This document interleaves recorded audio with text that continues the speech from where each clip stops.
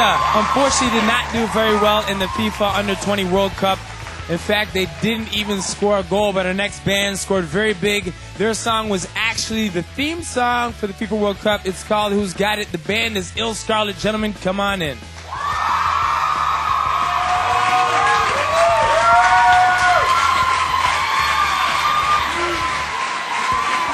Alex, what's going on? Good to see you, man. Good to see you. Swab. Good to see you, buddy. Johnny, good to see you. Will. Gentlemen, have a seat. Hi. Happy to have you guys here today. Thanks yes, for having us. Yes, the album drops today. Oh my God, all day with it. Here it is right here. And you guys have been working a long time to get this thing out. And I'm wondering, along the way, did you guys have a moment of self-actualization when you realized it was going to come together the way you'd hoped? Yeah. I mean, from the beginning, we always knew that it was possible. And then probably getting on the Warped Tour was the biggest kind of you can do it sort of from a third party. Okay, now speaking about getting on the Warped Tour, how did that happen? Because it happened in a very unconventional way. I know a lot of people are amused by that story. Well, I don't know. Basically, we showed up at the 2004 Warped Tour with a generator, all our equipment to play for the lineup, chop a few CDs, hand out some promo, and I don't know. Kevin Lyman heard it. Came over, checked us out, was like, yeah, these guys are dope, you know what, you guys come backstage and play my after party. So, we play in the after party in front of like bands like Bad Religion and Rancid and it's all anyone part of the tour. And then after that, we played probably like the longest set of our lives. He made us stay up there for like 25 songs. And then, I don't know, after that, he just said, you know what, you guys are on the tour, every year. We've been on the tour since. It seems like, imagine if for anyone at home, it seems like it'd be such an intimidating thing to do, you know what I mean? There's a lineup of people. You might be an unknown band to a lot of those people to just sit down and start playing. Was it intimidating? Nah. No, not at all? I don't think so. Just routine. Okay, like a soldier, right? Yeah, okay, that's one of the songs on the album, and I was listening to it today. One of the lyrics I really liked, you guys said, I'll sleep tonight, but the war is far from over. Tomorrow is no guarantee. And when you guys wrote that song, what did you kind of have in mind? Well, it's just like, tonight you made it through this one day, but tomorrow's got a whole new bunch of problems and challenges that you got to deal with. So I guess just kind of like being in the band, you can, you deal with every day as it comes, and then tomorrow you got a whole new adventure ahead of you. Would you guys consider yourselves obviously then to be a very optimistic band? Yeah, I think so. I mean, we got nothing better else to do, so it's a privilege being in a band, Okay. Johnny wasn't very convincing there. I don't know how optimistic Johnny wasn't very convincing there. It's a great job. It's better than any factory I've worked in. Okay, I can imagine. Now, you guys got a chance to go to LA and work on the album. Had you guys been to LA before you got a chance to go there? Nah, first time. What was that experience like? Because I always say LA is kind of like the Twilight Zone.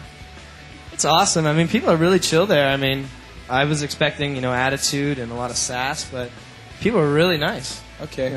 Wherever you go, good food, good people, and I mean, sunshine every day. You can't complain about that. Maybe that's how it is when you're a rock star, I guess. I guess that's the difference, when I go there and you guys go there. Did you guys get a chance to go out and party and whatnot?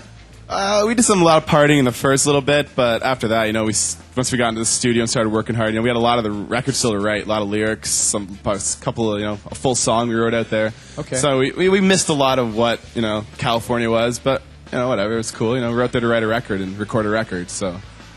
And a good one you did. Now, this picture, we're going to show you a picture right now. Is this picture actually from LA? I was wondering where it might be from. We're going to, where, because that's that was after the Beverly Hills Oscar party. That was good. That was a good night. Yeah? Yeah, that's fun. What was that night like for you guys? I don't know. I can't remember. I don't remember that night. Did you see how many bottles there was? Come on now. It's sponsored by Belvedere, so it's a blurry night. So it was all free stuff. Oh, it was a good It's time. always better when it's free. Now, one of the things I was wondering for you guys, when you've worked as hard as you have as a band to get where you're at, do you put a lot of pressure on yourselves when you're recording this album because it is your debut on a major, your first one? Yeah, there was a lot of pressure just because there's other people with vested interest in what we're doing, as well as you just want to make the best record absolutely possible, So it was there was a lot of pressure, but even the records we've always done before have always been last sort of minute, like throwing lyrics together and melodies and stuff like that. So it's just kind of the process that we're used to. I mean, it's painful, but it usually means that the record turns out that much better. Any fights? You guys get in arguments? There's a few nights where a couple of us got out of hand, and some people were trying to sleep, or had a stressful day, and A lot of fights with girlfriends mainly. Not really in the band, but girlfriends were a little bitter. Really? Oh yeah. You guys dealing with jealousy at this point at all, or no? Just text battles.